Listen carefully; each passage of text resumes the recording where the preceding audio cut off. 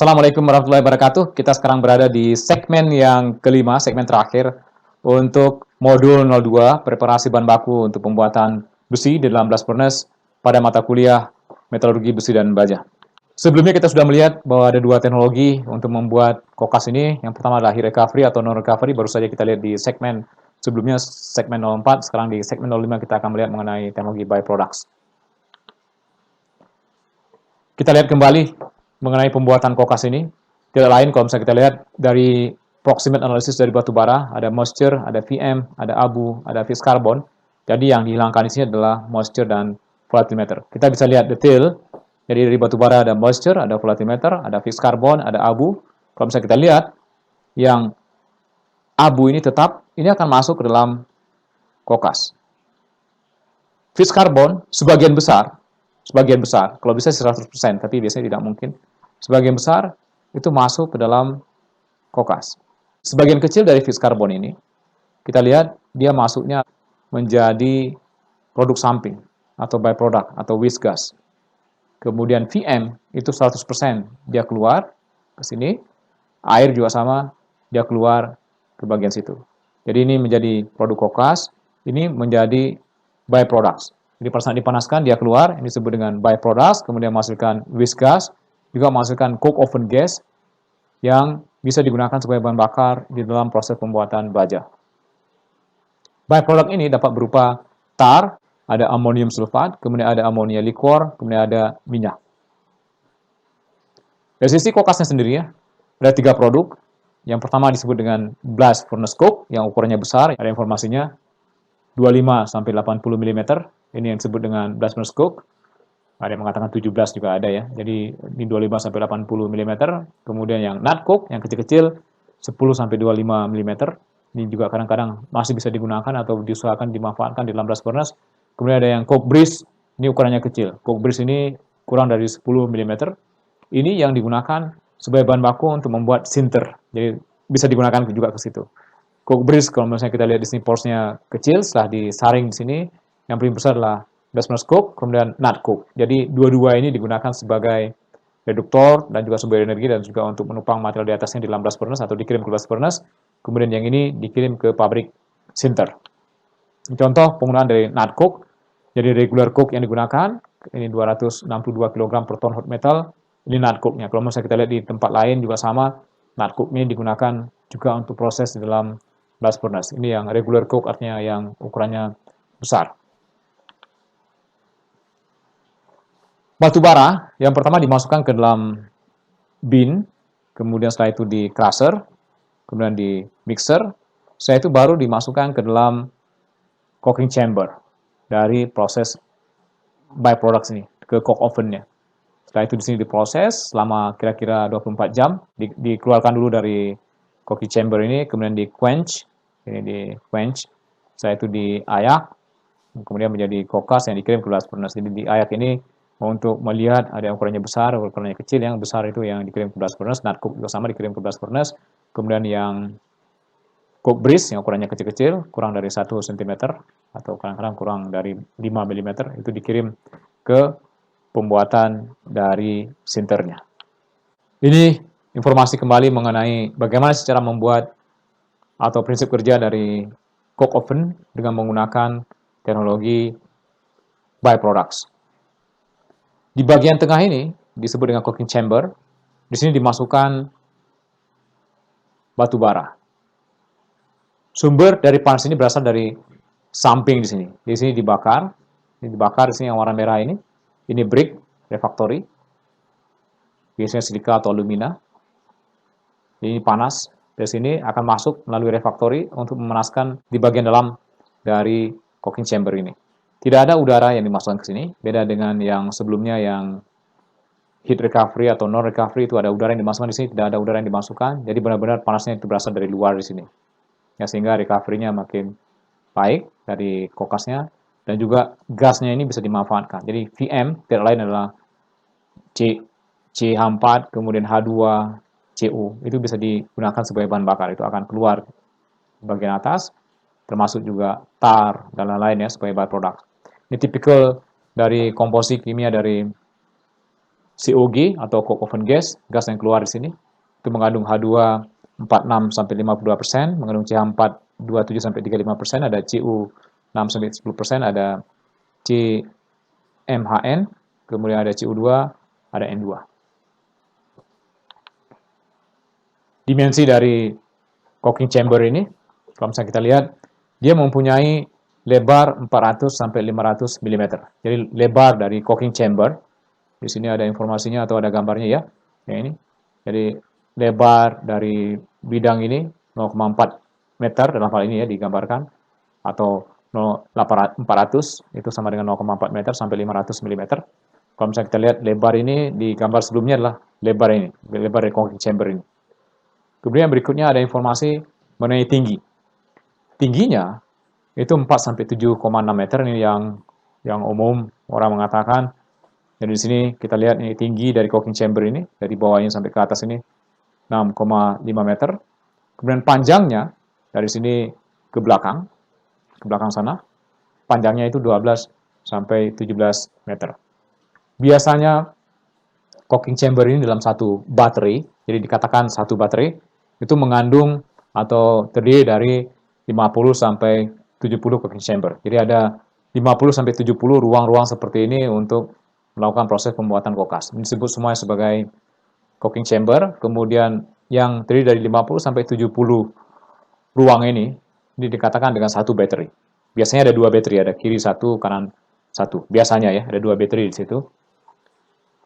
Dan setiap baterai ini dilengkapi dengan alat untuk mengumpankan dari batu bara, kemudian alat untuk mendorong kalau misalnya dia sudah selesai, dan juga untuk meratakan permukaan. Setelah itu mendorong kalau misalnya dia sudah selesai. Di bagian sebelah sana itu terdapat kar atau terdapat wadah untuk menampung kokas yang baru saja keluar dari coke oven ini, kemudian di quench dengan menggunakan air. Jadi contoh dari cooking pan dengan menggunakan teknologi byproduct. Jadi Anda lihat, kalau misalnya bentuknya kecil seperti ini, pipih, tinggi gitu ya. Beda dengan sebelumnya, lebar, pendek, itu dikatakan dengan heat recovery atau non recovery. Yang ini pipih, kemudian agak tinggi, 400, 500 mm, 0,4, 0,5 meter, ini lebarnya. Kemudian tingginya berapa tadi, sekitar sampai 7 meter ya. Kemudian panjang ke sana 12 meter. Kalau misalnya kita lihat bentuknya tipikal seperti ini, dari jauh kita bisa mengatakan bahwa ya, itu adalah teknologi byproducts. Teknologi byproduct ini, kalau misalnya kita lihat di Indonesia, terdapat di Krakatau POSCO, di Krakatau Steel. Saya tidak tahu persis di DSI, tapi seharusnya mirip ya, seharusnya. Tapi tidak tahu persis, bisa saja dia menggunakan teknologi yang lain, yang sebelumnya, yang heat recovery atau non recovery.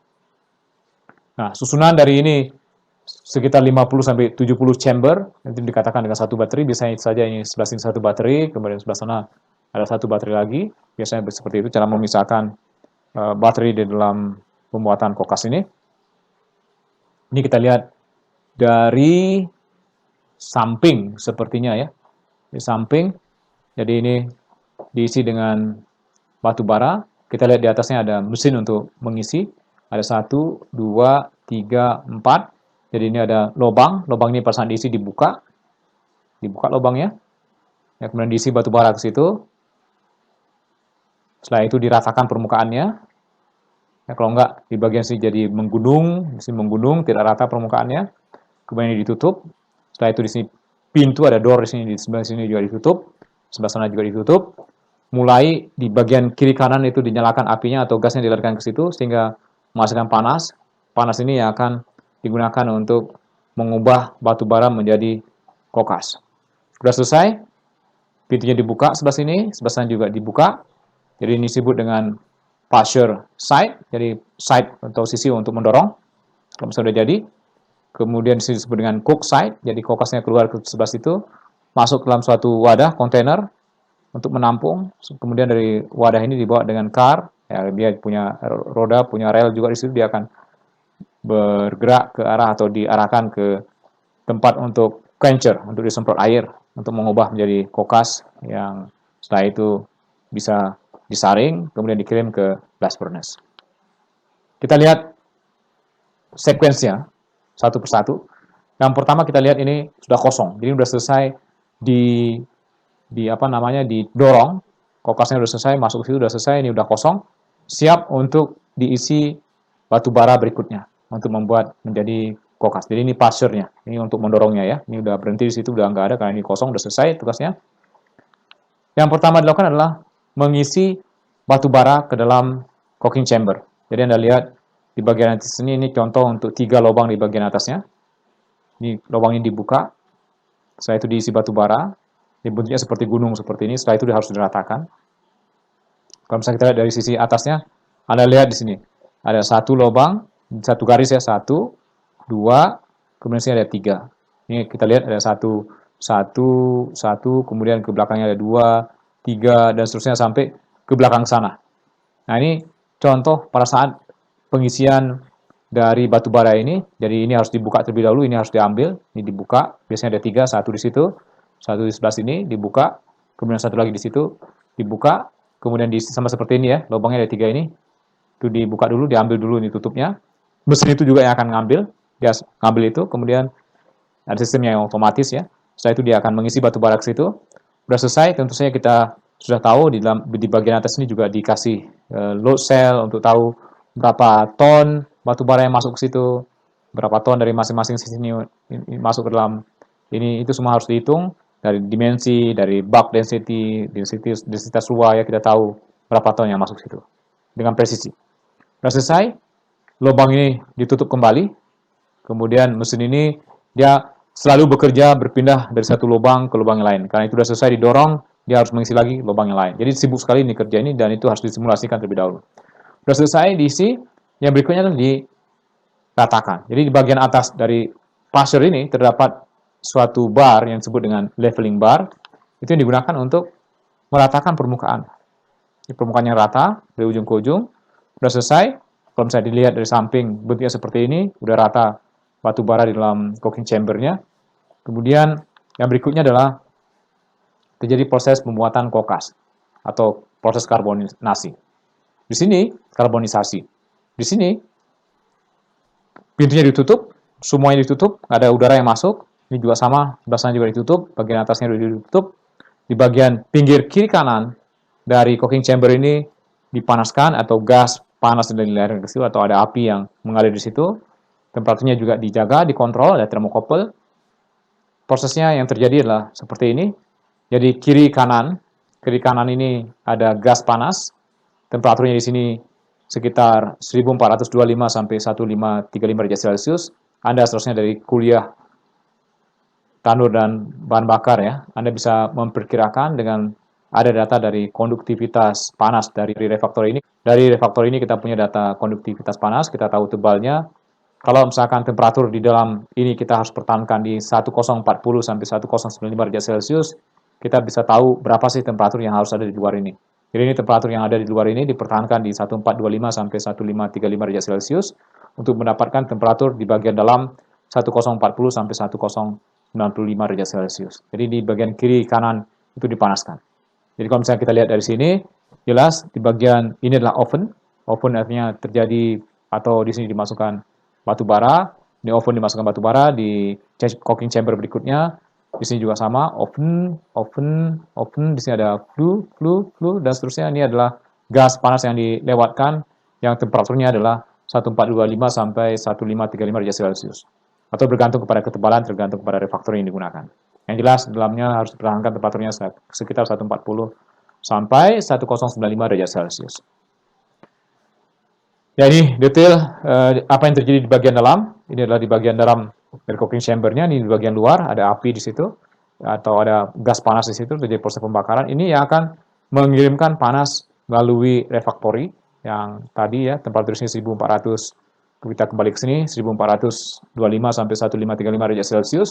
Itu temperatur di sini untuk mendapatkan temperatur di muka di bagian dalam di sini di 140 sampai 1095 derajat Celcius.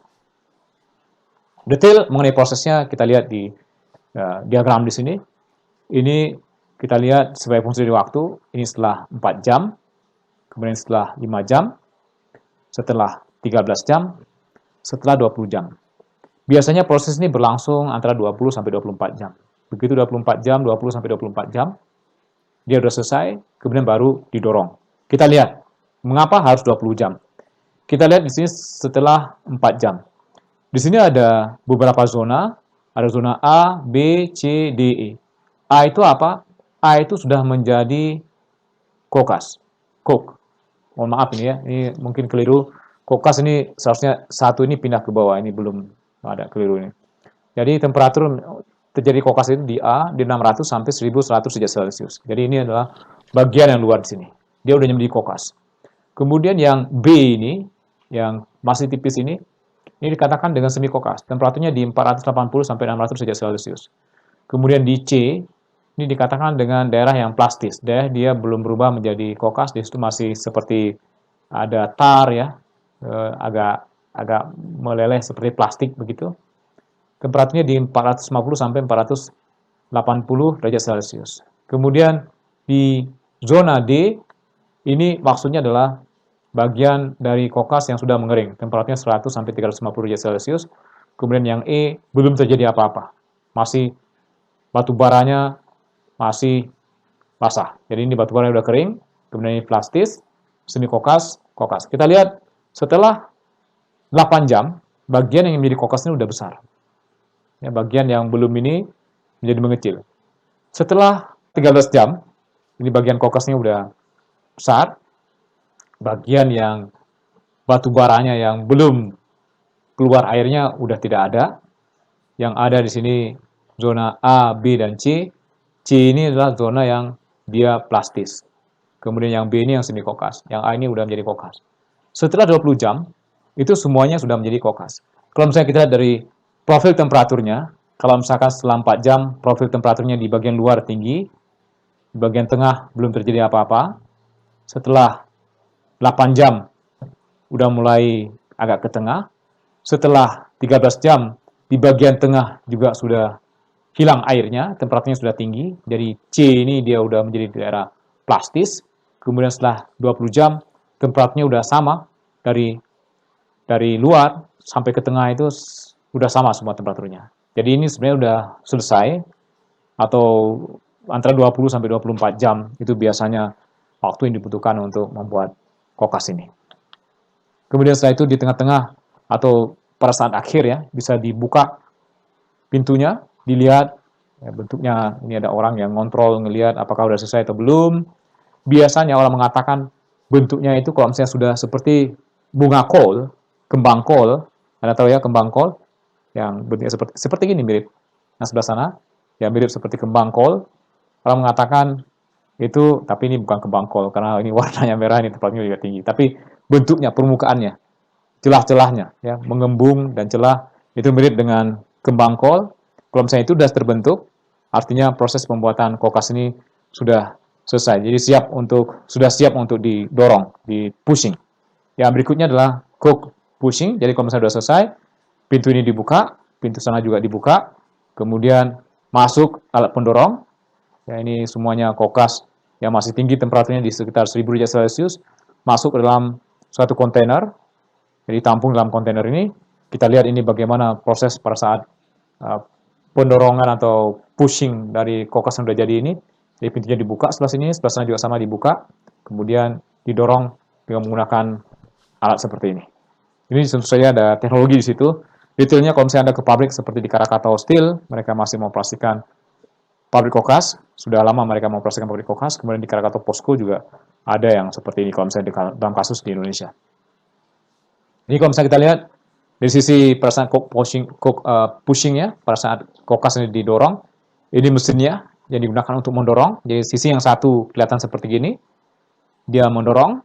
Sisi yang lain kelihatan bahwa kokasnya itu sudah keluar, masuk ke dalam kontainer. Coke pushing. Ini sudah selesai, yang akan dibawa ke quencher atau quench by water, disemprot dengan air di situ untuk mengubah, sama seperti orang membuat arang juga yang harus disemprot dengan air, kalau enggak ya dia akan habis semuanya, terbakar dengan adanya udara. Ini satu video dari American Iron and Steel Technology, Association for Iron and Steel Technology, dengan menggunakan teknologi byproducts. Ini pada saat dimasukkan batu baranya ke dalam coking chamber. Yang Anda lihat bagian atasnya ada lubang-lubang ya. Ini kalau misalnya sudah dimasukkan, ditutup lagi lubangnya. Dilihat hanya segmen itu saja. Terjadi proses perubahan atau pembuatan kokas itu sendiri. Berubah warnanya, tadinya coklat menjadi merah membara. Dibiarkan sama seperti sebelumnya sekitar 24 jam, 24 jam, udah selesai. Ini passernya yang akan mendorong, buka pintu yang tadi. Kemudian sebelah sana juga sudah dibuka pintunya. Ya, semuanya akan keluar ke dalam kontainer. Kemudian dibawa ke suatu tempat, di situ disemprot dengan air, atau disebut dengan quencher. Ya, keluar uap di situ, uap air. Sudah selesai, warnanya udah menjadi abu-abu atau hitam kembali. Kemudian ditumpuk di satu tempat. Karena ini kerjanya banyak ya, jadi ini dia harus bolak-balik. Udah selesai, dia langsung tuang ke situ, kemudian ada yang lain lagi yang akan mengambil atau mengumpulkan.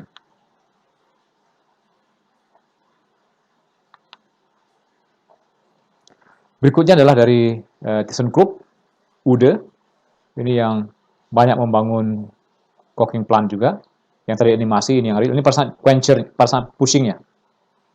Ini didorong ya, dengan alat ini. Ini keluar dari sisi yang satu lagi, masuk ke dalam kontainer. Ini kokasnya udah jadi, tinggal dilakukan proses quenching. Detailnya Anda bisa melihat di YouTube, di situ ada informasinya. Jadi cerita dia membangun pabrik kokas di Hyundai, di Korea. Ini perasaan awal dibangun. Jadi refraktorinya sedang disusun satu persatu. Alumina refraktori, kalau bisa dilihat dari warnanya. Ini pemasangan refraktorinya.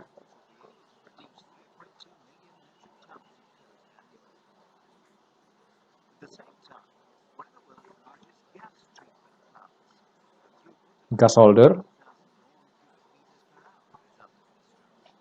bisa CUG holder, atau itu adalah pabrik untuk melakukan treatment dari gasnya.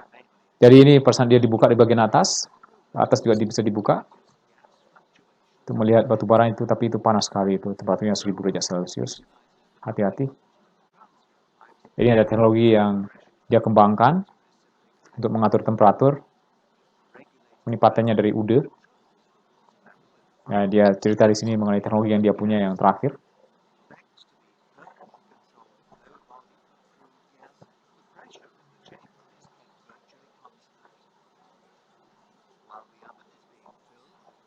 Ini pas saat batu bara itu diumpankan. Kalau ini air sih, cerita mengenai air pendingin, atau untuk menjaga temperatur, atau untuk mempertahankan proses, atau tujuannya untuk proses. Ini perasaan dia di pushing, didorong. Ini ada teknik khusus untuk membuka pintu atau mengatur ya.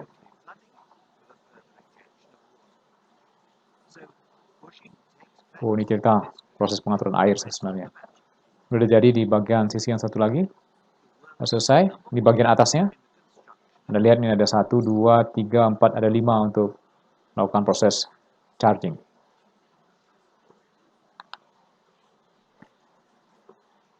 Ini kira-kira produk yang dihasilkan dengan menggunakan teknologi bioproducts. Yang pertama dihasilkan adalah blast furnace coke, baik yang ukurannya besar maupun yang ukuran kecil, yang disebut dengan coke, antara 600 sampai 800 kg per ton coking coal. Coke breeze 50 sampai 100 kg per ton coking coal.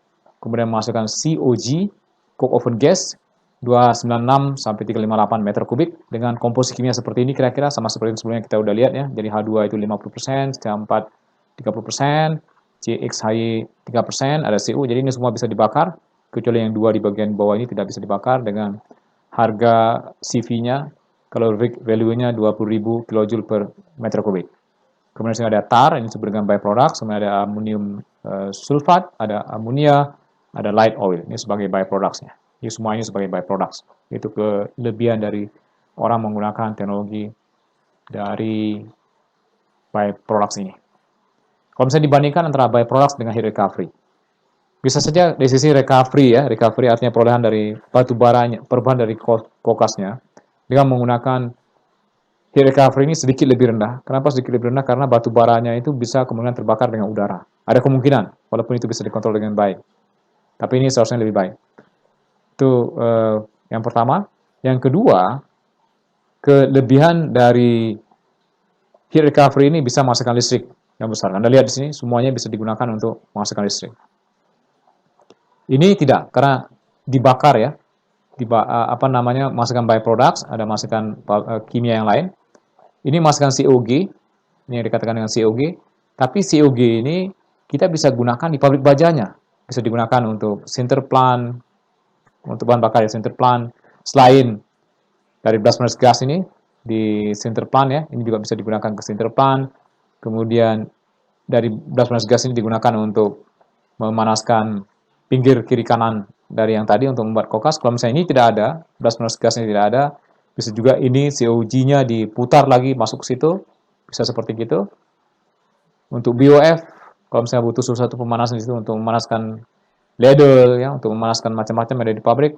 Kemudian juga untuk HSM untuk memanaskan lagi bajanya, untuk baik di hot strip mill terutama. Jadi slab masuk ke situ, ada reheating furnace, bisa menggunakan gas yang berasal dari sini. Bagi pabrik-pabrik yang tidak ada COG ini, itu harus menggunakan gas alam atau menggunakan gas alam sih, selain minyak gas alam. Tapi umumnya digunakan gas alam untuk proses interplant-nya, untuk BOF dan juga untuk di sininya.